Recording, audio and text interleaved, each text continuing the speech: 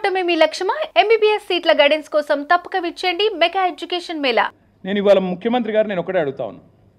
నిన్న చాలా రంకెలేసినాడు, ఫ్రస్ట్రేషన్లో పాపం కొండలరెడ్డి గారి పర్యటన విజయవంతమైంది, రేవంత్ రెడ్డి గారిది ఆయనతో అయినట్టు లేదు. ఆస్ట్రేలియా పర్యటన కొండలరెడ్డి గారిది బాగా విజయవంతమైనట్టుంది, చూస్తుంటే వర్కౌట్ అయినట్టుంది.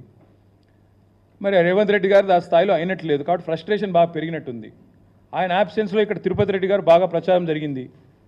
మరి కుటుంబంలో మిగతా సభ్యులు దూసుకొని పోతున్నారన్న బాధనా, లేకపోతే ఇక్కడ బట్టి గారు ఆయన లేనప్పుడు బాగా తిరిగిండన్న భయమా, లేకపోతే అధిష్టానం ఏమన్నా అదిలిస్తుందా అని, లేకపోతే ఇంకేమన్నా మాకు అర్థం కాల ఫ్రస్ట్రేషన్.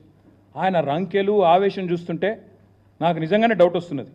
ఆయన మాట్లాడే మాటలు నిజంగా, ఎందుకంటే నేను అమెరికా పోయిండు వచ్చిండు, 15 ఆగస్టు నాడు స్పీచ్ ఇచ్చిండు, నేను వింటా ఉంటే నిన్న ఏమైనా మంచి ముచ్చట్లు చెప్తాడేమో ముఖ్యమంత్రి అని. చాలా విచిత్రమైన విషయం చెప్పిండు. బాక్రా నంగల్ ప్రాజెక్టు తెలంగాణలో ఉంది, మాకు తెలియదు ఇన్ని రోజులు. మేము పిచ్చోళ్ళ లెక్క ఆడిపోతున్నాం ఉత్తర భారతదేశానికి, మాకు తెలిస్తే ఇక్కడికే పోతుంటే. ఇంత గొప్ప ముఖ్యమంత్రి మాకు ఇచ్చినందుకు కాంగ్రెస్ పార్టీకి ధన్యవాదాలు. ఎందుకంటే విచిత్రంగా ఉంది మాకు ఈ రుణమాఫీ విషయం. నేను అందుకే ముఖ్యమంత్రి గారిని సూటిగా సవాల్ చేస్తా ఉన్నాను. రేవంత్ రెడ్డి గారు, నీకు చిత్తశుద్ధి ఉంటే నిజంగానే నువ్వు చెప్పిన మాటల్లో ఒక్క 1% నిజం ఉన్నా నీ నియోజకవర్గానికే పోదాం రా. సెక్యూరిటీ లేకుండా, భద్రత లేకుండా రా, మీడియాని తీసుకొని పోదాం. మీడియాని తీసుకొని మంచిగా లైవ్ టెలికాస్ట్ కిట్లను తీసుకొని పోదాం. నీ కాన్స్టిట్యున్సీకి పోదాం. ఊరు కూడా నీ ఇష్టం, మండలి నీ ఇష్టం, ఊరు నీ ఇష్టం. రైతు వేదికలు కట్టిండు కేసీఆర్, మంచిగా రైతులను కూర్చోబెట్టు. ఒక్క రైతు వేదికలో నన్నా రైతులు కనుక 100% రుణమాఫీ అయిందంటే నేను అక్కడే నా రాజీనామా పత్రం స్పీకర్ గారికి పంపిస్తా, రాజకీయం వదిలేసి శాశ్వతంగా ఇంట్లో కూర్చుంటా. ఒక్క ఊర్లో, ఏదన్నా ఒక్క ఊర్లో చెప్పిస్తావా? నువ్వు చెప్పిన దానిలో వాస్తవం ఉందా?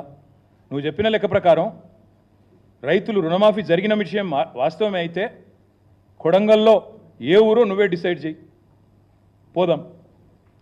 కేవలం కొడంగలే కాదు, మేము వదిలిపెడతా అనుకుంటున్నామేమో. మా నాయకులందరికీ నేను ఈరోజు పిలిపిస్తా ఉన్నా ఈ పత్రికా సమావేశం ద్వారా. రాష్ట్రంలోని ప్రతి నియోజకవర్గంలో మేము చాలా ఊర్లు తిరుగుతాం ఇప్పటి నుంచి. ఈ పచ్చి మోసం ఏదైతుందో దీన్ని ఎండగట్టడానికి బీఆర్ఎస్ పార్టీ నాయకత్వం.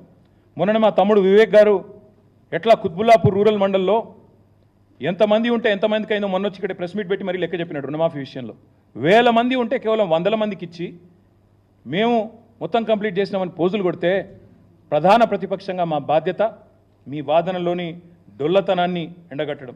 ముఖ్యమంత్రికి నిజంగా దమ్ముంటే ఆయన నా సవాల్ స్వీకరించాలి. Let him accept this challenge. Kodangal పోదాం, లేదా నీ ఇష్టం ఉమ్మడి పాలమూరు, ఏ కాన్స్టిట్యున్సీకైనా పోదాం, నీ ఇష్టం. సొంత ఊరు కొండారెడ్డిపల్లికైనా పోదాం. ఆ ఊళ్ళో అయినా 100% రుణమాఫీ అయిందా నువ్వు రుజువు చేయి. అక్కడ ఉన్న రైతులందరినీ కూర్చోబెడదాం. మీడియా సెక్యూరిటీ వద్దు, ఆఫీసర్లు, చీఫ్ సెక్రటరీలు, భయపెట్టేటోళ్ళు, బ్యాంకర్లు ఎవరొద్దు. మీడియా నువ్వురా, నేను వస్తా మా పార్టీ నుంచి రైతులతో చెప్పిస్తే అక్కడనే మీడియాకి నా రాజీనామా ఇచ్చి రాజకీయ సన్యాసం. మళ్ళీ మీరు నా ఇంటర్వ్యూ కూడా మళ్ళీసారి ఇవ్వాల్సిన అవసరం ఉండదు, మీకు కూడా బాధ ఉండదు. అట్లా అక్కడే వదిలేసి వచ్చేస్తా. ఇంకొక మాట కూడా అడుగుతా ఉన్నాను రేవంత్ రెడ్డి గారిని. సగం కూడా చేయకుండా, 40% కూడా చేయకుండా సంపూర్ణంగా చేసినామని చెప్పుకోవడం అంటే ఇది సంపూర్ణంగా దిగజారడమే. ఇంతకంటే నీతి బాహ్యమైన పని ఇంకోటి ఉండదు. వాళ్ళ రుణమాఫీ కాలేదు, వాస్తవం. రైతు బంధు రాలేదు, ఎవరిని అడిగినా రైతు చెప్తాడు నీకు. ఇవాళ చాలామంది రైతుల ఆందోళనలో ఉంటే లక్షలాది మంది రుణమాఫీ కాక నువ్వేమో సంబరాలని చెప్పి సన్నాయి నొక్కులు నొక్కితే డెఫినెట్గా రైతుల్లోంచే నువ్వు ఫీల్డ్కి వస్తే నీకే తెలుస్తుంది. అందుకే అనేది నేను, సెక్యూరిటీ లేకుండా రా, అధికార గణం లేకుండా, మంది మార్బల్యం లేకుండా రా, పోదాం.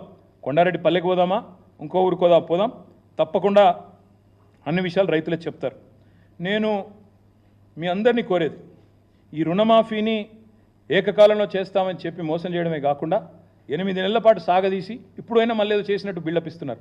ఇది పచ్చి మోసం, పచ్చిదగా. ముఖ్యమంత్రి మీద చీటింగ్ కేసు పెట్టాలి. నిజానికి రైతులను మోసం చేసినందుకు చీటింగ్ కేసు పెట్టాలి. తప్పకుండా ఆ పని కూడా రైతులు చేస్తారని నేను అనుకుంటా ఉన్నా. ఇంకొక మాట కూడా నేను చెప్తా ఉన్నా. ముఖ్యమంత్రి గారు నిన్న చూస్తూ ఉంటే, ఆయన మాటలు చూస్తూ ఉంటే నిజంగా ఆ ఫ్రస్ట్రేషన్ ఏందో కానీ, ఆయన మాట్లాడే మాటలు, ఒకటేమో బాక్రా నంగల్ ఇక్కడ ఉందంటాడు, ఇంకోటేమో గూగుల్ విప్రో CEO సత్యా నాదెల్లా అంటాడు. తర్వాత ఇంకా చాలా ఉన్నాయి ఆయన మాటలు వింటూ ఉంటే. నాకైతే ఆయన మానసిక సంతులనం మీద అనుమానం ఉంది. ఆయన కుటుంబ సభ్యులకు కూడా నేను విజ్ఞప్తి చేస్తూ ఉన్నా, ఆలోచించుకోండి. ఏదో అయినట్టుంది పాపం, దయచేసి చూపెట్టండి. ఎందుకంటే రాష్ట్ర భవిష్యత్తుకు ప్రమాదం. పిచ్చోడి చేతిలో రాయిలాగా రాష్ట్రం మారితే రాష్ట్రానికి ప్రమాదం. ఆయన మరి అసహనము ఫ్రస్ట్రేషన్ బాగా పెరుగుతోంది. ఎందుకంటే ఆయన విషయాలన్నీ బయటపడుతున్నాయి ఒక్కొక్కటిగా. బావమరిదికి అమృత్ కాంట్రాక్ట్ ఇచ్చిన విషయం బయటపడ్డది, తమ్ముడితో MOU చేసుకున్న విషయం అమెరికాలో బయటపడ్డది. ఇంకా ఒక్కొక్కటిగా చాలా బయటకు వస్తున్నాయి. కాబట్టి తిట్లు, బూతులు, అవాకులు, చెవాకులు, ఫ్రస్ట్రేషన్లో బీపీ పెంచుకున్న అరచడాలు ఇవన్నీ జరుగుతూ ఉన్నాయి. సుమన్ టీవీలో మీ పర్సనల్ అండ్ బిజినెస్ ప్రమోషన్స్ కోసం కింది నెంబర్కి కాంటాక్ట్ చేయండి.